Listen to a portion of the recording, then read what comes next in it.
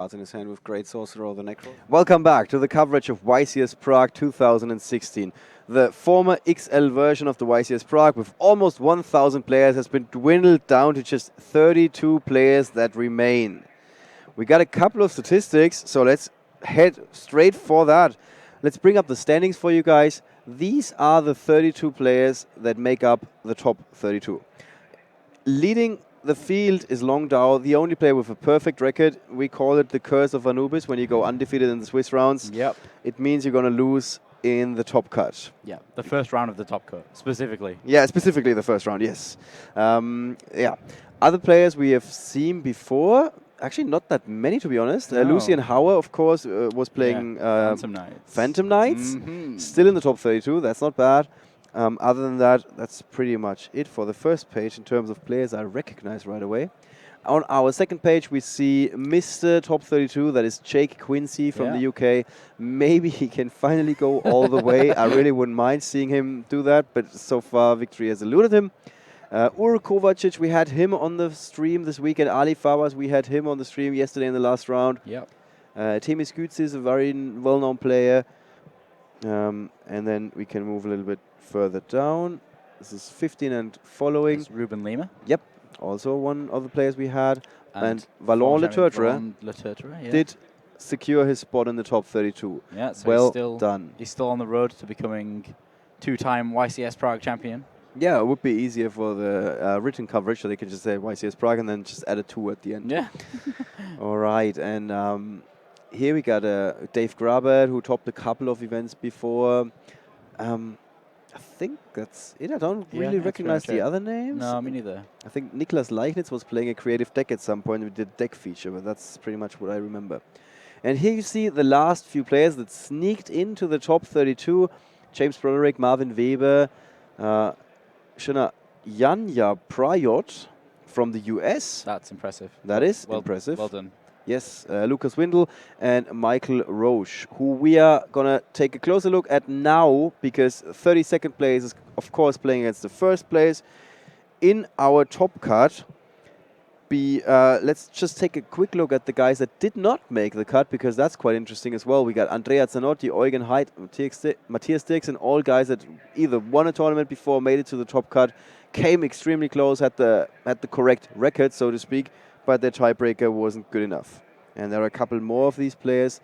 Shafak Shahin, he did have a bubble match. He would have been out if he lost. He won. He's still not in because his tiebreaker was too bad. Yeah.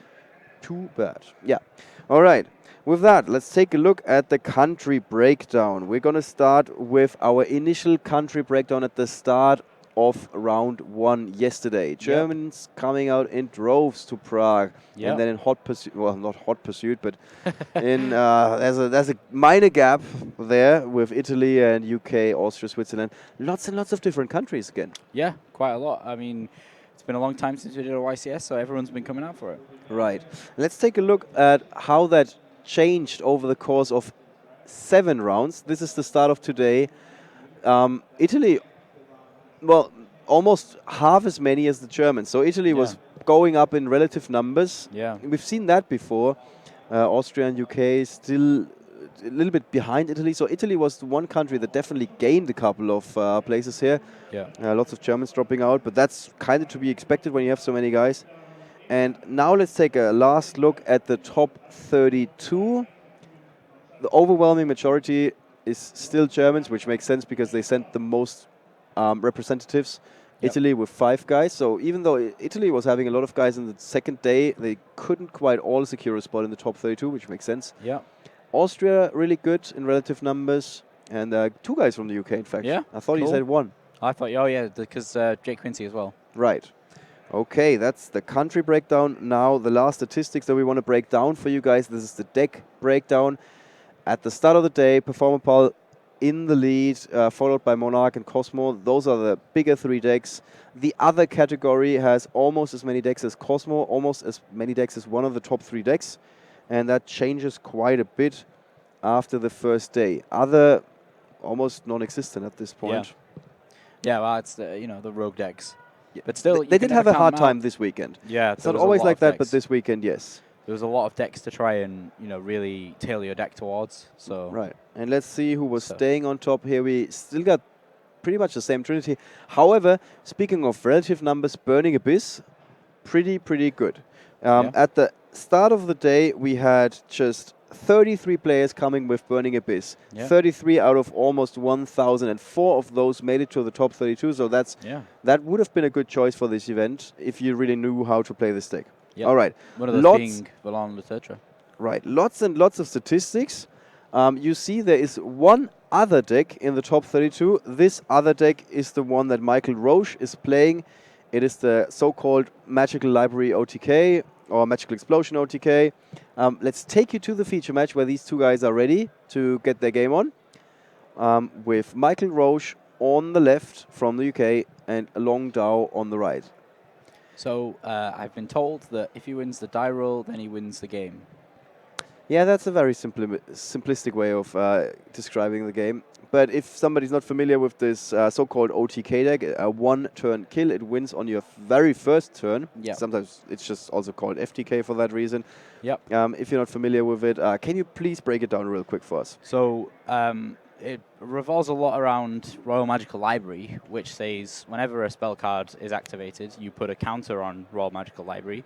And then for every 3 counters you have, you can remove them and draw 1 card.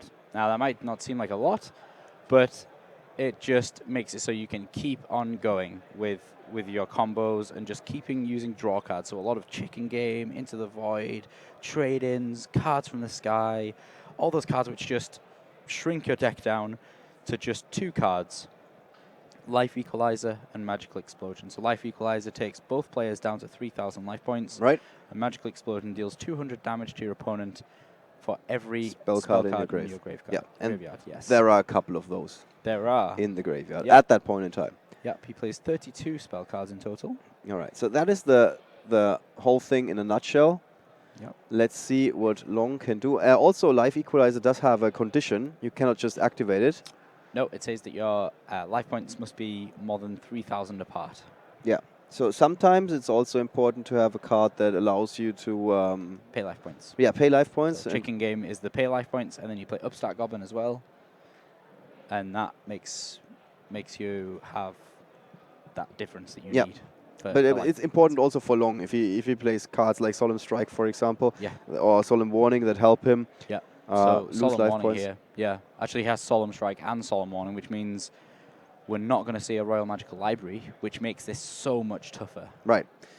And Royal Magical Library has been limited to just 1 copy, right? No, is he just playing 1 copy because he wants to? I think he is just playing 1. Do we need a countdown in this match? Do we need...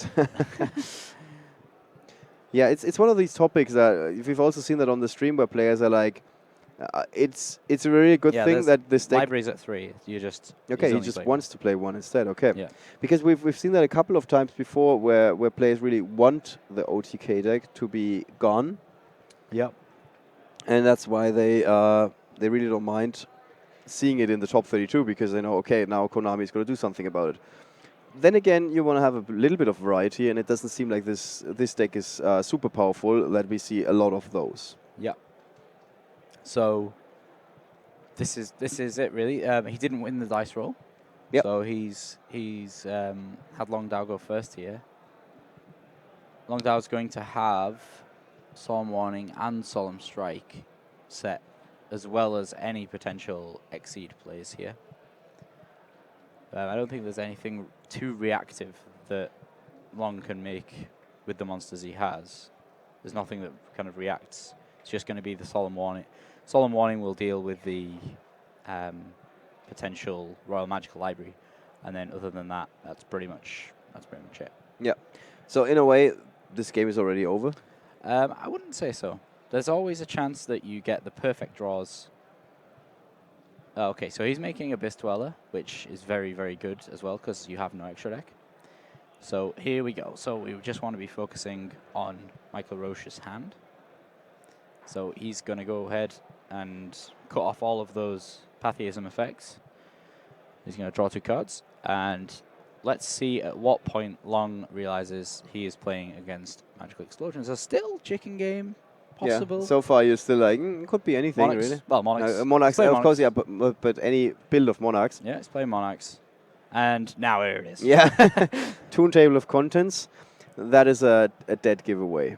Yep, so he's going to get Toon Table, to get another Toon Table, to get another Toon Table, to get a Toon Blue Eyes White Dragon. Was there ever a point in time where Long could have played differently if he knew that he was going up against the Magical Explosion? I think there was more possibility for him to... Oh, no, he didn't have Luster, sorry. No, I think that's it. That was the best he could do. He's got Solemn Warning, and he's got an Abyss Dweller, which is even better, and then that's it. So that's the best he can do. So let's see where this goes. So Upstart Goblin's going to get him a card. So we're going to see, he's probably going to want a Terraforming next, yeah. So Terraforming's going to get him a Chicken Game. He's going to play another Chicken Game, pay another 1,000 life points to draw a card. Yeah. The funny thing is, of course, we see comments popping up like, why did he go for Dweller, for example? Well, because he might not have known what he's going up against. It's actually perfect against this deck. Yeah, but even keep it in mind, like these guys do not have perfect information. Well, he knows he's playing Monarchs because he doesn't have an extra deck. Yeah, but you don't know this particular build of Monarchs. Yeah, I think even against any build of Monarchs, it'd be pretty reasonable to make Dweller. So he's Into the Void. So what Into the Void does is quite important, really. You just get to draw one card, but the important part is that that's at the point where you decide, right, I'm going to win now or I'm not going to win, because Into the Void says you draw one card if you've got more than 4 cards in your hand at activation, and then at the end of the turn you discard your whole hand. Right. So you either win there and then or not at all. So he plays Cards from the Sky, banishing Aether. So Cards from the Sky hits him with a bunch of drawbacks, like he can't special summon and things like that, but that's not relevant here.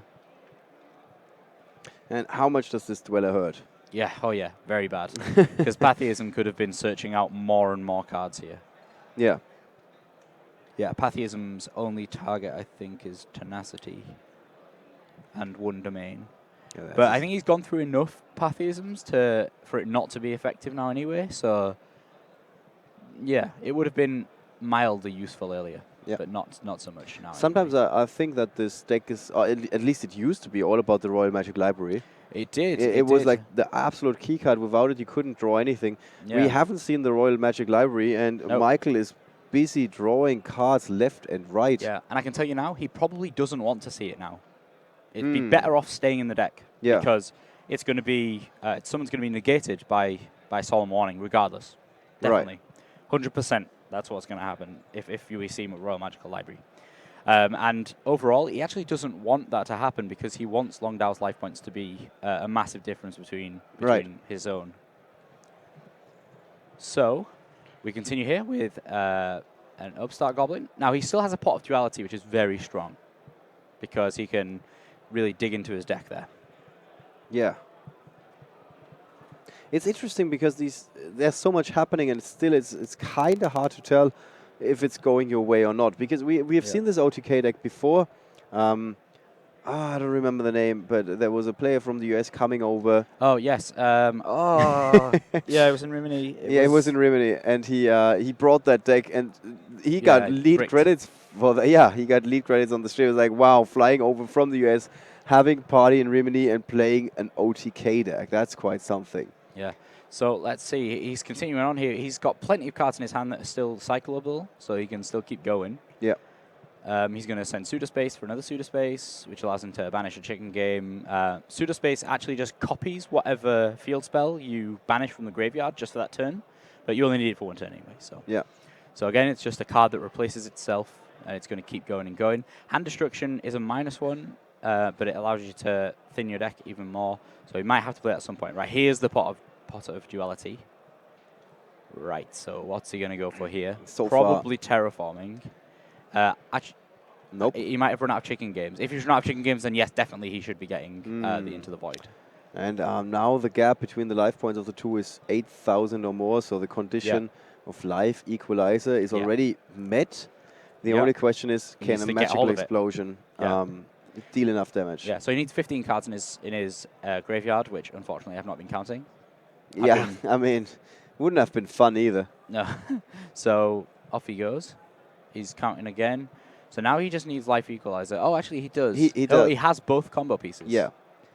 Okay, he's going to keep going. How many pieces does he have That is the question, in the graveyard? Because this is it. If he has it, he has it. That's it. If he's got 15, then we're done.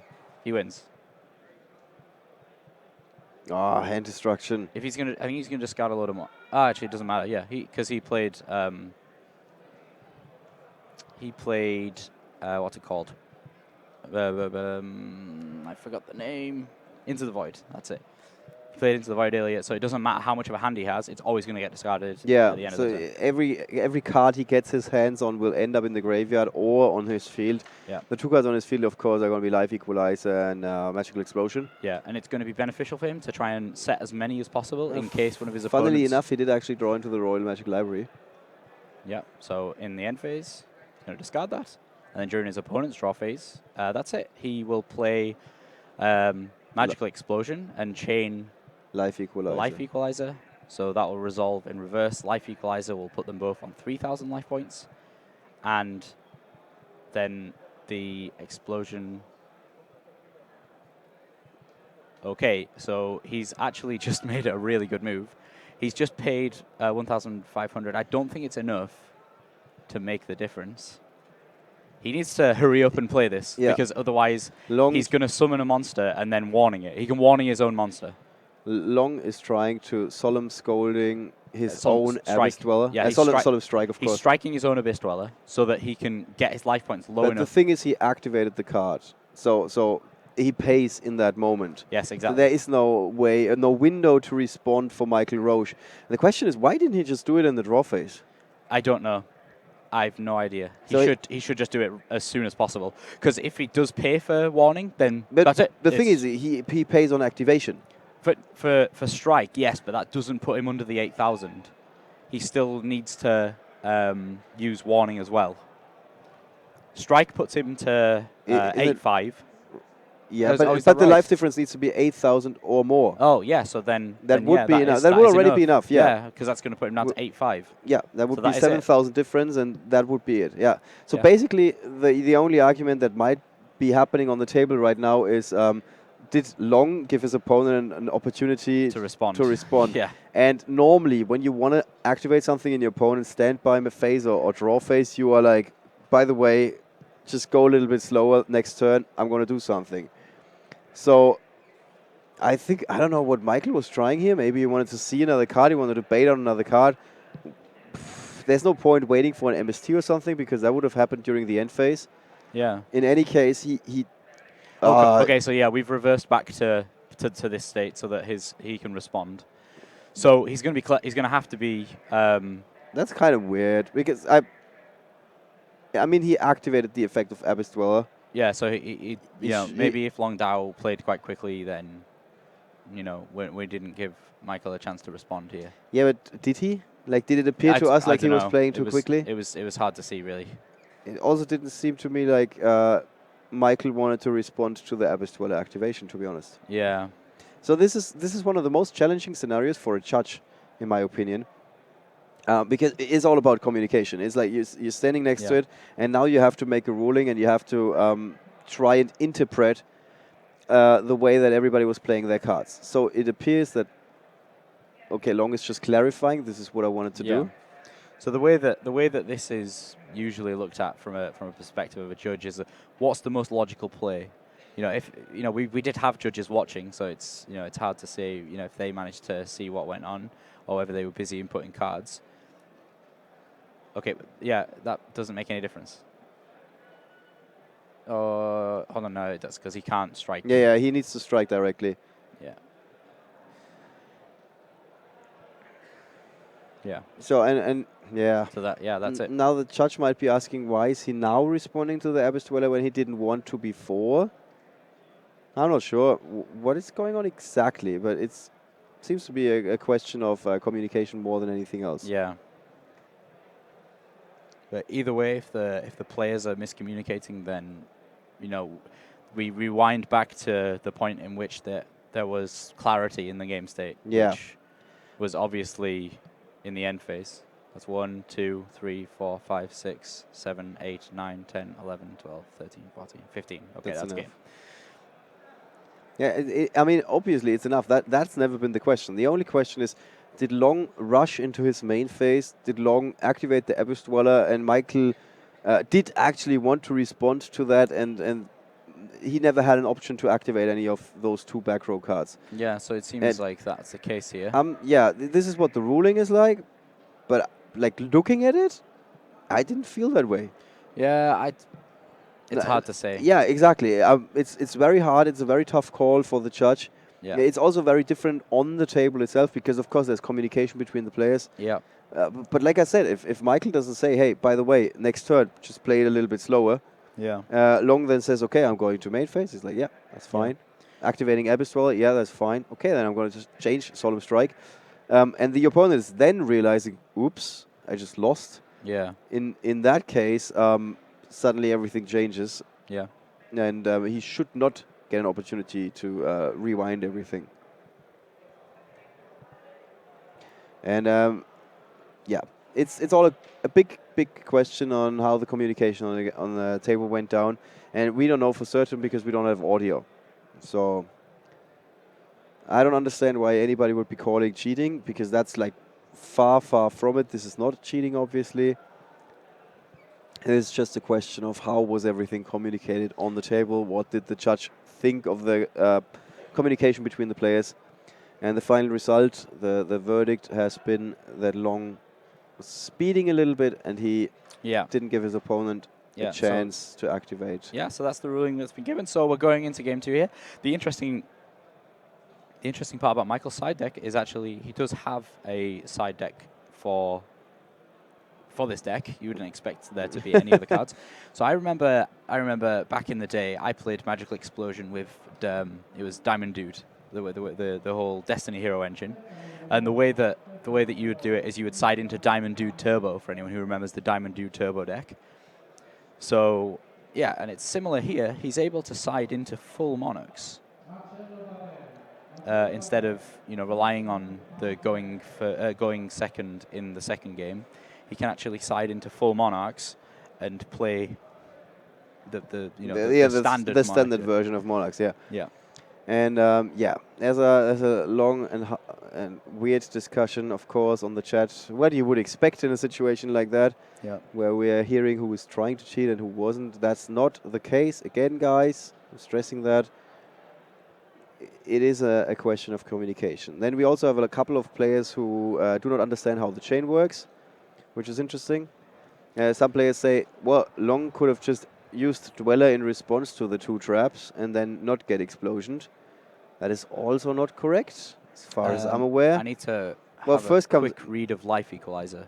Yeah, Life Equalizers, you can only activate it when the difference between the life points of the 2... activation. So activation. So basically, you play Magical Explosion. Long could then chain Dweller, but then priority would go back to Michael.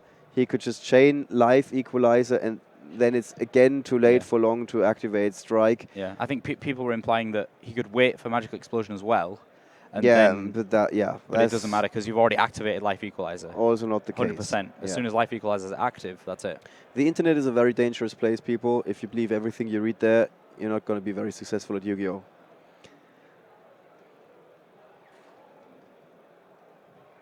Yeah, so there's no way for that to work.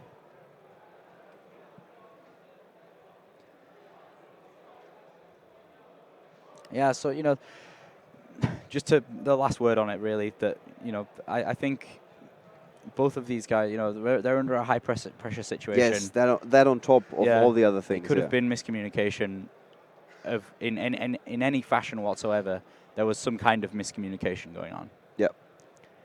All right. In any way, it has been resolved. Yeah. So we're going into game 2. Our judge was standing very close to them. He, of course, has the watchful eyes of our 2 volunteers in the back that you can see, Andrea on the left and Michael on the right.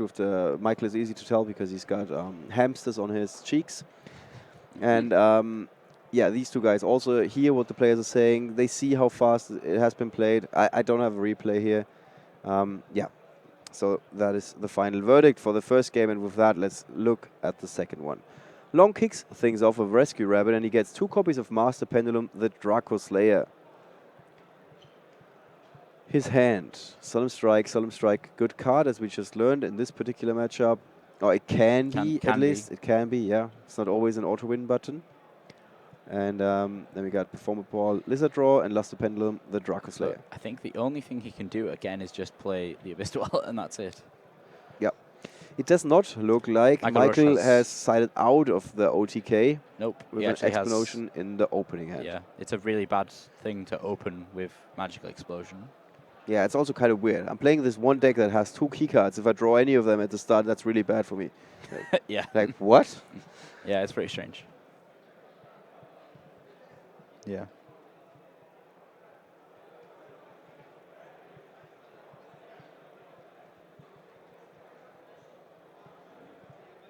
Yeah, and of course this is extremely confusing because the Twitch chat just exploded and it's turning into a chain reaction. It just goes on and on and on. Okay, we actually have been handed a note by our player. There was an appeal. Okay, so this, I'm going to read probably a little more into this than necessary, but it says that the appeal was on player priority. Long was trying to, he was trying to chain directly to the Dweller. Yeah. He was trying to play that strike. Playing Dweller and immediately go chain strike. Yes, so it was... Well, that makes a lot of sense, so it was Long that was trying to... well, make a play that is illegal. Yeah, make an illegal play. And so Long also doesn't understand the chain. Yeah. But he's got great company. There are a couple of other people that have the same problem. So yeah. So that's that resolved. That's what happened there. I think that is actually true. I think he detached and immediately flipped. He did. Solemn Strike.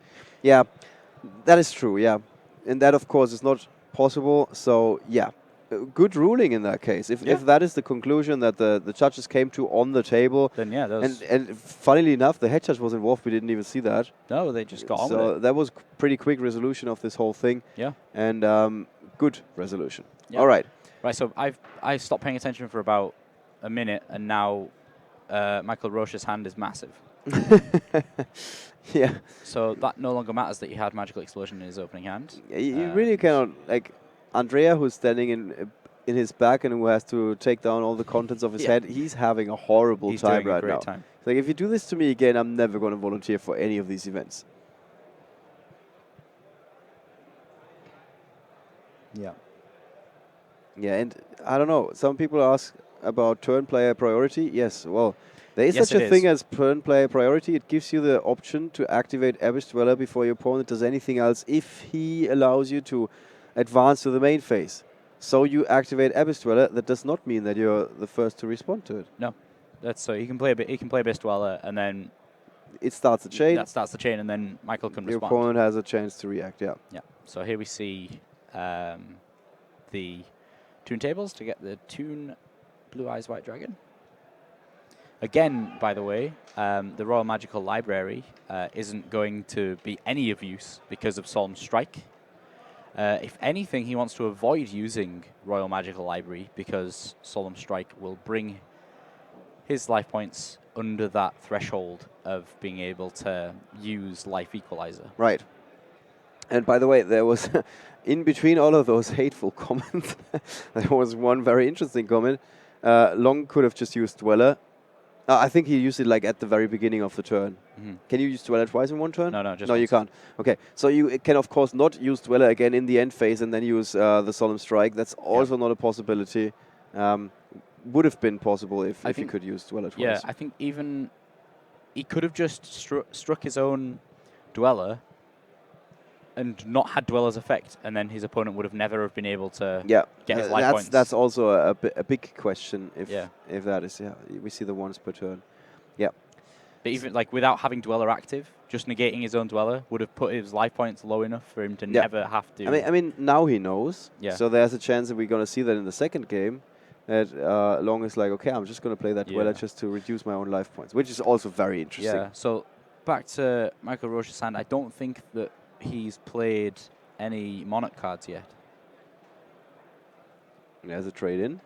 I think actually he has. He must have, because he had a Pathism.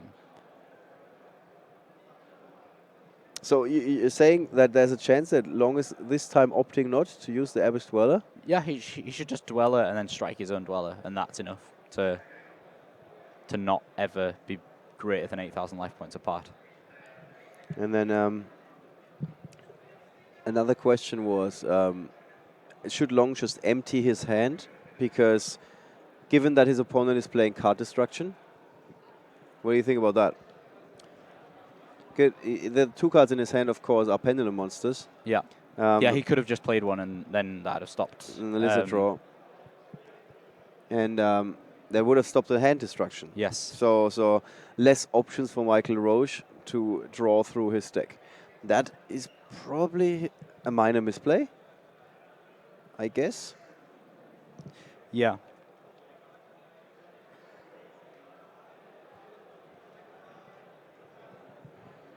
Yeah, and lots, and I find it very fascinating that Michael Roche does have a Royal Magic library and he's not using it. He doesn't. Well, the reason for that is because he doesn't want it to be struck. Yeah. He doesn't want it to get it striked and Abyss Dweller be on board, because that would be tough. Yeah. So he's currently on 3,000 LP. Long is on 10,000. Now he's on 2,000. Just paid another 1,000. And that means he managed to have this gap. So there's the gap, yeah. Between the life points. It's 8,000 or more. Yeah, again, Long Dao could have played one of his Pendulum Monsters and not had hand destruction active here. And he actually has both combo pieces now. Yeah. So now it's just about getting up to that 15. Again, that magical question, can I get to 15? Yeah. Well, last game that wasn't a problem. Yeah. So Michael Roche is probably going to want to pay once more for Chicken Game and give his opponent 1,000 points with Upstart Goblin. So that's what he's looking for right now. The reason for that is so that if his opponent does strike his own Abyss Dweller, that he'll still be over 8,000. So he's not going to do it here. So, yeah. So Abyss Dweller, strike. Oh, so he... Oh, yeah, he can just do that instead. Yeah, you just need to respond with anything. Yeah. That's a good point. And the thing is, had Long played his other 2 cards... He could have just done it at the start of the turn. Why didn't you do it at the start of the turn? If Long would have done it at the start of the turn, then that was it. Probably higher chances, but at the end of the day, it doesn't really matter. Yeah. So, yeah. He did give his opponent the chance to chain a hand destruction. Yeah, and Long there's 2 opportunities that Long had during this game to win. If he'd have played one of the cards from his hand, one of the Pendulum cards, he would have won because he'd have been able to strike his own Dweller.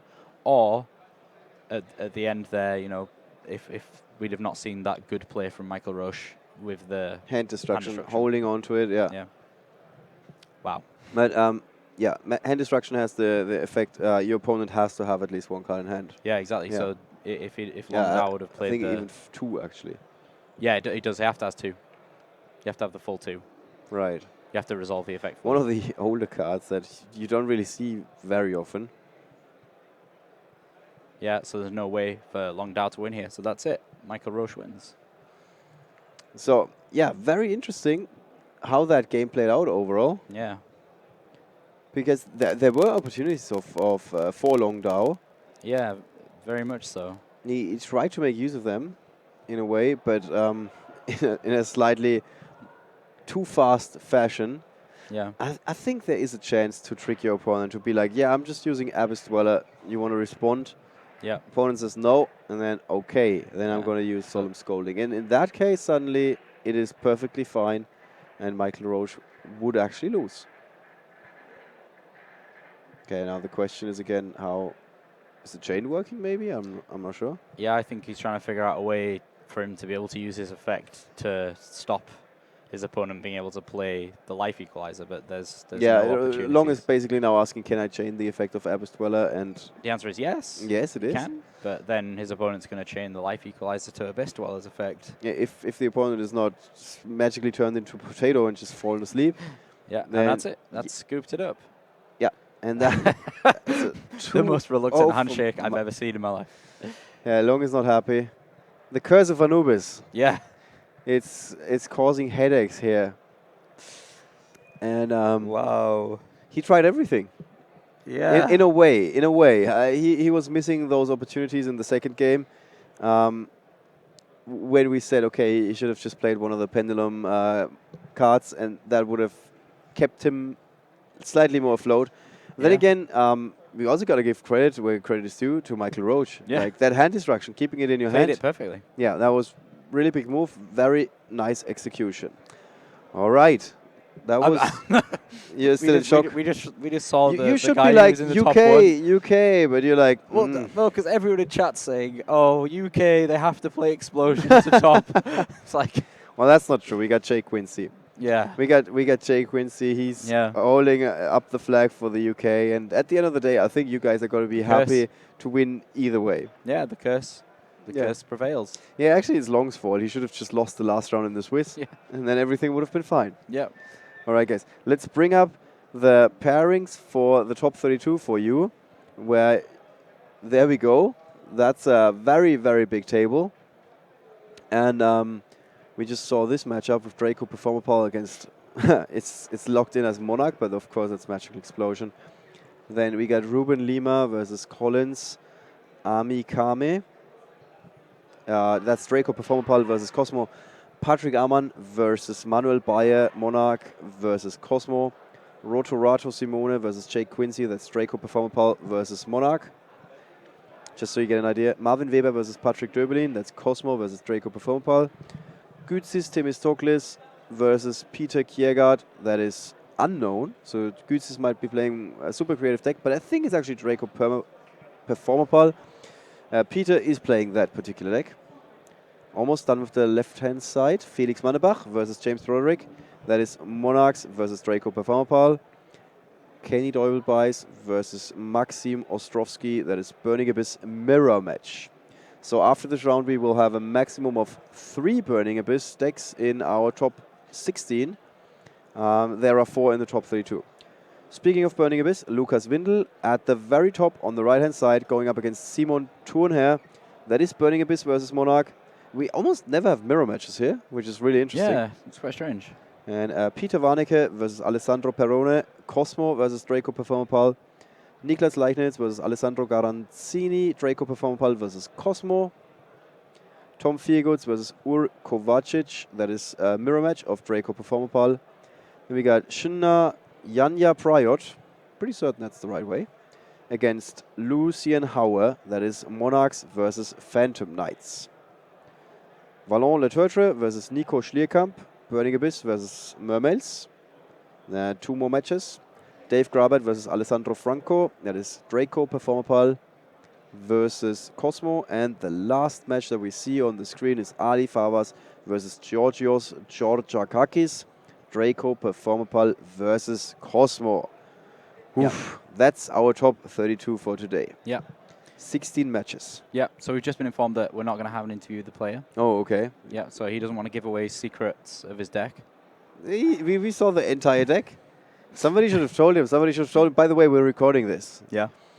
So... or was his English not good enough, maybe? He was from the UK. I know. Yeah, all right. It's hard to say. You know, a lot of people in chat here are saying, you know, oh, this is an unfair deck and all this kind of stuff. I don't know. I want to stress that Long Dao had both games. Are you sure about that? Yes, if he'd have striked the Abyss Dweller. But for that, he would have to know that he's going up against this particular deck in the first game. Yeah, but okay, yeah. If he had perfect information, he could have won the first game. Yeah. By striking his own Abyss Dweller. Okay, fair enough. Yeah, and again in the second game with the hand destruction. Yeah. There was definitely a misplay in the second game. And the strike again. If he'd have just striked his own Abyss Dweller at the start of the turn, that would have been it. Yeah. If your opponent has no way to respond to it. Yeah, which he didn't. Yeah, but yeah. But you don't know. Again, perfect information. Yeah. But there are some ways. Sometimes you just have to go big or go home. Yeah. In this case, Long opted to not go big. Yeah, he's going home. Yeah, he took the risk. Right. So. All right, guys. That was quite the interesting match to call. Yeah. Where I think we really deserve that break, to be honest. Yeah. No, I'm not going to lie. We're actually also going to need that break. We're going to be back with our top 16 feature match. We're going to let you know how this whole thing is shaping up. So stay with us. With that, we're taking a short break, and we're going to be back very soon.